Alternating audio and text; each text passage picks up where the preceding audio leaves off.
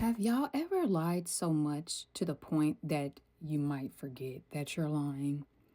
Or that you get to a point where you forget what the truth actually was because you have been living in a lie so much that you start making yourself believe it? Or you know someone who is a perpetual liar who lies so much on a daily basis that they convince themselves that the lie is actually the truth and they project that truth onto you. It is unfortunately a very, very, very common occurrence, y'all. I call that living in the upside down world. And the individuals that I know who do this, and I do not do this, y'all. I pride myself in telling the truth. And I can't lie. Like it irritates me to no end to not live in truth. But for the people I know who do it, man, they get really convinced of the lies. It becomes their lifestyle. Like what they are saying is true is actually false. Like just look at the United States. It doesn't even have to be true anymore in order to be called the truth. Today's word is don't get cozy in your lies. All praise to the Most High God. Love to the mother. What I want y'all to know is comfort will keep you stuck a lot longer than the truth will. And I came to that conclusion because I said, why do so many people lie? People lie to lie, and it doesn't even make no sense why they lying. And it's because authenticity and being clear and being truthful isn't always the most popular when you're dealing with different people. It's so much easier to tell them what they want. It's so much easier to feed them, misinformation, or to just get it over with and shrug it off and like, yeah, I'll take care of that. Or no, I'm loyal to you. Or yeah, I care about what you're talking about. It's just it's a way of being lazy in effect. Or it could be that you don't really like the situation, if the truth of a situation that you're in. And y'all, I'm guilty of this. So let me make a distinction. I do not intentionally lie to myself or others, but there has been times where I have lied to myself a lot about, let's be real, the state of connections that I've had, where I try to convince myself that they were really for me and they were really good, and that the people that I was dealing with actually had potential to be the man that I thought that they could be. And I was lying to myself. And I did that, I think, because to face the reality of the situation would have meant that I would be hurt. And this fear that I had of being alone, as a single mom, like it would gain traction. It would take hold of, like, I'll, be the older woman with my cats. But you know what? That older woman with the cats is peaceful. But anyway, so I definitely am guilty of lying to myself and just keeping it real, being vulnerable with you, because this is a no judge zone. You hear me? Like, we are all learning and growing together. Give me your hand, and we can feel and grow and heal together. But I digress. But yes, you can get caught up. And y'all, this is something else, a unique concept. And I'm not trying to overly complicate this, but it goes deep because I lied to myself about the people I was with based on a lie that was told to me about my power and about things that diminished me as a woman.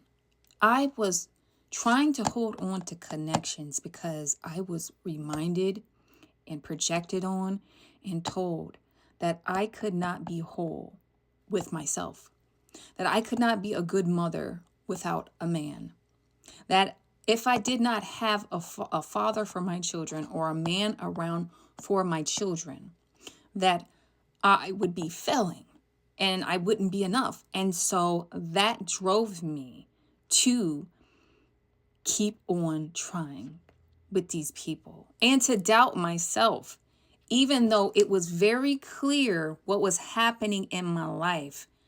I chose to, at the time, to stay right where I was because I didn't want to give up on that relationship because I thought I wasn't enough.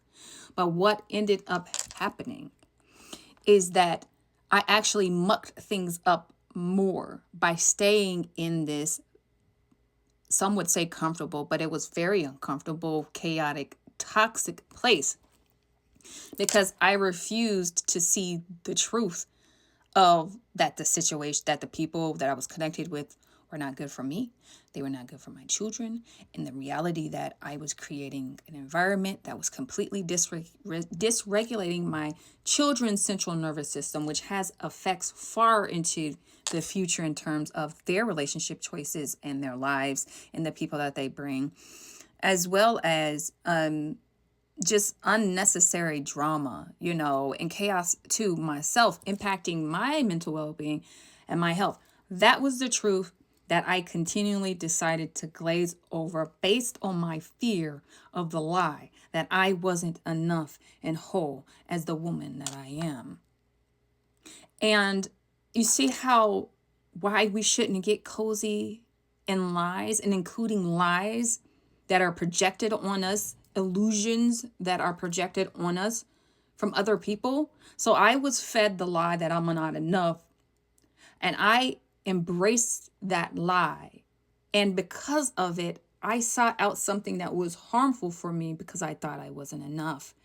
And I was moving from a place of lack and desperation, when in reality, I am more than enough. I just have to choose to be attentive, to be disciplined, to be regulated, to center myself and my well-being, to center my children's health and well-being, and in areas where I do need men, because I do see the value of men. I think having good masculine energy around is very important for both girls and boys, but that I could then try to lean and find other people to help me with that. It could be a coach, it could be a teacher, it could be other mentors, but that I had to get out of my comfort zone and to choose to do those things, to choose to ask for help, because I've never asked really for help. And when I have asked, people have said no. So that shut me down. And from the trauma I experienced, y'all. And most of what's happened to me was because of child-based trauma. Not just trauma I experienced, but trauma that was normalized and passed on through my parents to me. So it's no telling how many generations that this has gone back. I'm just keeping it real, y'all. And that's what this new series I'm doing about, the curses passed on to their children often are getting passed to the children for them to relive the lives of those and to hold the karmic debt of those that they never even met. And so I just want to encourage you today. Ask yourself, what am I pretending not to know? And what is the honest version of me? What are they going to say to me about that situation? What does that version of me want to happen?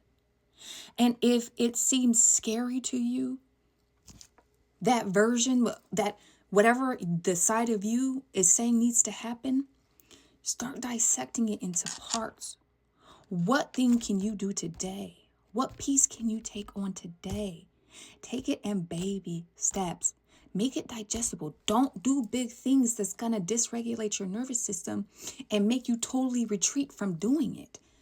Take it step by step. All right, I hope that this is helpful. I hope that it resonates. Vel'nari Sha'kai. Peace.